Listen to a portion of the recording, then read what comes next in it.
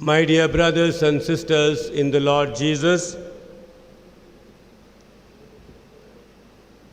today, all over the world, very especially in our country, we hoist the flag of our Blessed Mother Mary to prepare ourselves to celebrate her birthday on the September 8th. Today we also celebrate the memory of one important person. His name is John the Baptist. What did John the Baptist do to the world?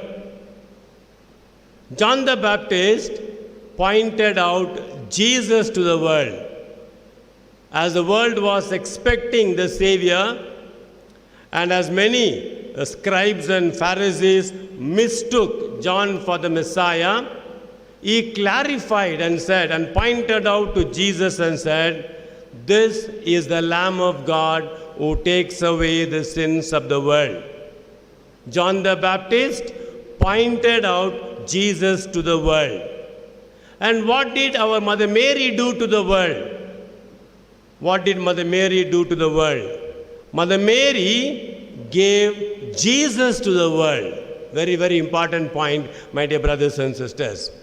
Mother Mary gave Jesus to the world. And in order to give Jesus to the world, my dear brothers and sisters, she had to undergo a lot of difficulties in her life. We know very well in the book of Jeremiah we read, "Behold, before you formed in your mother's womb, I knew you. Before you were born, I consecrated you, and I appointed you as a prophet to the nation." And therefore, Genesis 3, 15 and 16, you should always keep this in mind. Genesis chapter 3, verse 15 and 16. God said to the Satan, when the Satan took away our first parents from the fold of God, from the embrace of God, God said to Satan, "I will create enmity between you and the woman, between your offspring and her offspring, and he will crush your head," referring to Jesus Christ. And therefore, my dear brothers and sisters, as soon as the first sin took place in this world, as soon as man and woman, Adam and Eve, lost the grace of God, as soon as God the Father decided to send his son Jesus into the world, God the Father also chose the mother of that Savior. We remember, my dear brothers and sisters, please do remember, the birthday of our Blessed Mother Mary is a historical event in the salvation history, because it is she who was destined by God, prepared by God to give the Savior into the world. If you remember, my dear brothers and sisters, Isaiah 7:14, God renewed his promise through prophet Isaiah. "Behold, a young virgin shall conceive and bear a son. You shall call his name Emmanuel." It means God is with us. And therefore, Mother Mary was called by God, created by God for this single purpose. And that single purpose is to send the Savior into this world. And we know today's gospel we heard, and this beautiful picture also tells us, Jesus, at a particular point of history, God unfolds his plan to Mother Mary. He tells her the purpose of creating you, the purpose of giving you birth, Mary, is to make you the mother of my Savior without the intervention of human person. You will be conceived by the power of the Holy Spirit. This was a singular privilege given to Mother Mary, a singular privilege of becoming the mother without the help of a man. That is by the power of the Holy Spirit. My dear brothers and sisters, let us imagine for a few minutes, let us imagine we have in our families young girls, isn't it? Young girls we have in our families. Suddenly you discover that, let us say, our daughters are, one of our daughter is pregnant without marriage. And you are questioning her, who is responsible for this pregnancy? Imagine the girl says, the Holy Spirit is responsible. How many of you will believe? How many of you will believe? Imagine we are the 21st century, everything is digital, everything is cyber. Everything is far advancing. In this far advancing world, you cannot believe this statement of your daughter if she says, I am conceived by the power of the Holy Spirit. Imagine the primitive setup, the old thinking, the male-dominated society in which Mother Mary was called to carry a child without the help of the man. It needed tremendous courage on the part of our Blessed Mother to tell the world, I am least bothered about what you think of me. I am only bothered about pleasing my God. What a beautiful stand, what a daring stand our Mother Mary took, my dear brothers and sisters. And she says, in today's gospel we heard, Luke 1:38, behold, I am the handmaid of the Lord, be it done to me according to your word. And Mother Mary was telling the angel, yes, there is a risk involved. My name will be at stake. People will speak bad about me. All those things I am not worried. If God wants my help to bring the Savior into the world, I am ready. And therefore, she accepted the plan of God in her life. By saying, so, I am the handmaid of the Lord, be it done to me according to your word, Mary bowed her head and said, I am accepting, my God, your plan for me. My dear brothers and sisters, not only accepting the plan, after accepting the plan of God, we know the amount of difficulties she went through. And in spite of all the difficulties she went through, she never ever backstepped. She continued to cooperate with the grace of God. Very often, my dear brothers and sisters, we think that Mother Mary did not have any kind of temptation, that she did not have any kind of difficulties. That is the wrong idea we have. Remember, whatever difficulties, whatever temptations we go through, Mother Mary also went through. In her revelation to Saint Bridget, our Blessed Mother Mary has revealed, people have a very wrong notion saying that I didn't have any problem in my life, I didn't have any temptations in my life.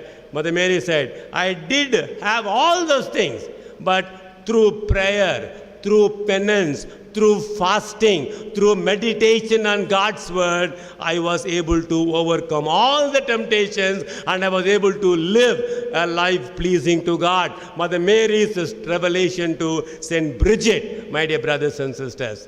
Just imagine, the angel said to Mother Mary, the Holy Spirit will come upon you. The power of the Most High will overshadow you. Therefore, the child to be born will be called the Son of God. Very beautiful language, very flowery language, very inspiring language. But when she had to give birth to the Son of God, as revealed by the angel, she didn't have a proper home. She didn't have a proper place. We know where she gave birth. Human as she was, definitely this thought would have gone in Mother Mary's mind. Did the angel really appear to me? Did the angel really speak to me? Was it a kind of fantasy or was it a kind of hallucination? All those thoughts would have definitely run in Mother Mary's mind. But Mother Mary regained her composure and said, even in that situation, she tells God the Father, I have given my word, I stand by my word, and I cooperate with your plan. And therefore, my dear brothers and sisters, she accepted God's will and she accepted, she cooperated with the grace of God. And therefore, today, what Mother Mary is asking from each one of us, what she's asking from each one of us. My dear brothers and sisters, Mother Mary is telling, my dear children, this year, I am very happy with the flag hoisting. You may be saying, why Father Sagaira is saying like this? Because this year, my dear brothers and sisters, there is so much of prayer. Otherwise, there is so much of what you call external activities, external preparation. Today, because of this pandemic, there is so much of prayer, so much of meditation on God's word is going on. I am very sure you might have come across this WhatsApp message where the Satan goes and tells Jesus, I have succeeded in closing all the churches. Jesus said, no, you are wrong. You did not succeed in closing all the churches. I have converted every family into a church. That is what is happening, my dear people of God. So if Mother Mary is telling, I led a very simple life and therefore accept this particular year's celebration with a low profile as God's plan for you. It is difficult. Mother Mary's flag hoisting, I know in Lalagoda a couple of times I have come. It is celebrated with so much of gaiety, so much of celebration. Yes, that is one time. But today, Mother Mary is telling, accept this particular situation as coming from God's hand. No, remember, Job is telling, when his wife was scolding him, my dear man, after losing your children, after losing your property, after losing everything, including your health, do you still believe in God? Curse him and die. No, Job makes a very, very beautiful statement. You talk like a foolish woman. Should we take only good things from God's hand? Should we not also take bad things from God's hand? Job said, and Mother Mary tells us this evening, accept this low-profile celebration of the flag hoisting on my birthday as willed by God, because God's plans are different. My ways are not your ways, not my thoughts, your thoughts. That is the first thing our Blessed Mother Mary is expecting from us. Secondly, my dear brothers and sisters, Mother Mary says, as the angel spoke to me, as the angel unfolded God's plan to me, today God continues to speak to you whenever you hear His word proclaimed, whenever you read the Bible. And therefore, my dear children, read the word of God daily and know the plan of God in your life. That is the second thing Mother Mary is asking from each one of us. To read God's word, to meditate God's word, and to accept God's plan for each one of us. The third thing Mother Mary is asking from each one of us is this, my dear brothers and sisters, to cooperate with God's plan. To cooperate with God's plan. Now, one of our priest friends was sharing with me, Father, we are telling the people not to come to church. We are sending video messages. We are doing so much, whatever we can. Just tell the people not to come to the church. They are not listening, Father. They are not listening. They are coming to the church. Good number. No? My dear brothers and sisters, this is God's plan for us. You need to accept. This is God's plan for us. Why we always have this clash? Because we want to do what we want to do, our will, but God's will is totally different. Give an example. King David wanted to build a temple to the Lord. And he expressed the desire of building this temple to the Lord to Prophet Nathan. Prophet Nathan says, O king, please go and do whatever is in your mind, because the Lord is with you. That evening, God called the prophet Nathan and said, please go and tell my servant David, he will not build a temple for me because he has shed too much of blood. It was difficult for David to accept God's plan. Very, very difficult, because he wanted to build the temple. He made all the preparation possible. all the preparation possible, okay? But he wanted to build God's temple. But God revealed, David, it is not my will.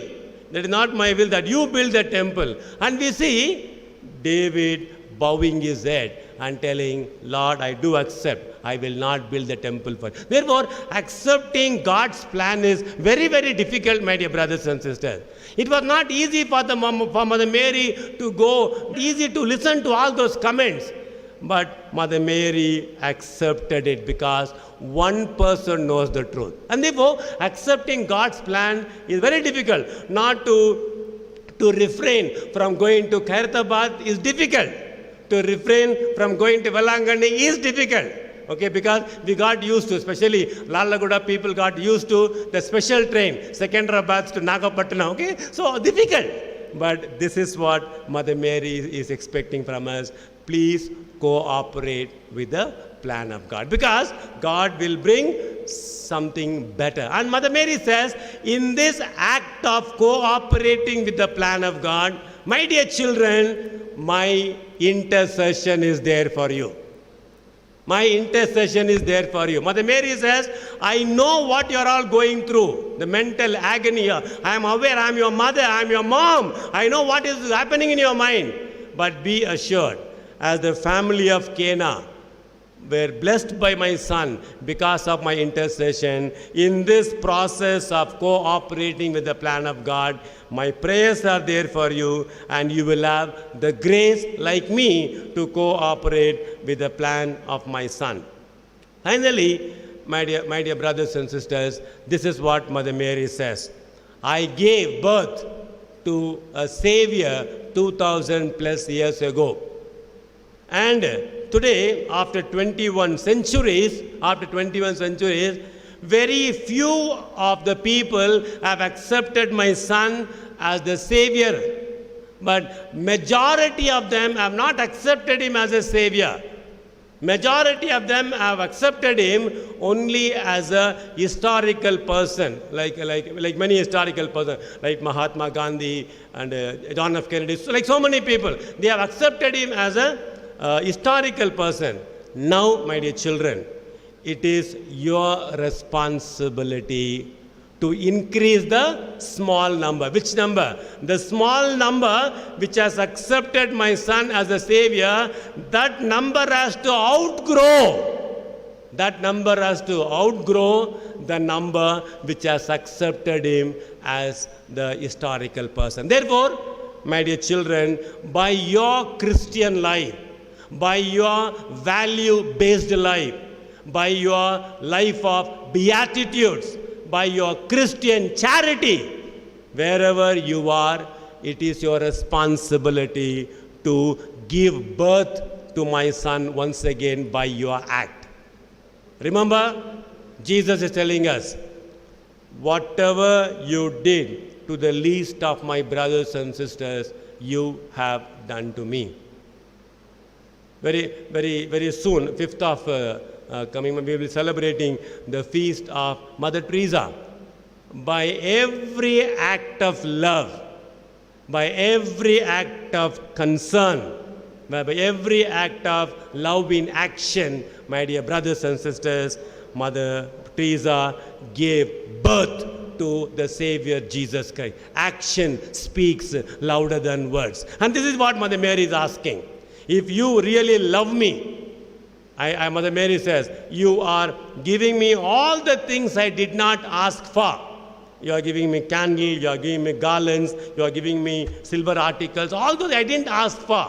One thing I am asking, the group which has accepted my son as a Savior is very small. I want all of you, all the Catholics who are listening to this homily, Mother Mary says, all the Catholics of Lalaguda, can you increase this number, the number which has accepted my son Savior, Jesus Christ as a Savior? If you can do this, Mother Mary says, this will be the best birthday gift I can have in this year. We pray, my dear brothers and sisters, in this Holy Eucharist, for the grace to do all that our Blessed Mother Mary is expecting from us, to accept the plan of God, to cooperate with the plan of God and to increase the number which has accepted Jesus Christ as a Savior to a bigger number, so that, my dear brothers and sisters, the expectations of our Blessed Mother will be fulfilled. As she said to the angel, I am the handmaid of the Lord. Let us also say to Jesus who comes on the altar, Jesus, I am your handmaid. As your mother gave birth to you 2000 plus years ago, I have taken a decision today, in this 9 days of Novena, I have taken a decision that by my Christian life, by my charity, by my forgiveness, by my value-based Christian life, Jesus, I will definitely make an effort to increase the small number who has accepted you as a Savior to a bigger number. Please give me the grace to do that. Let this be our prayer in this Holy Eucharist. Amen.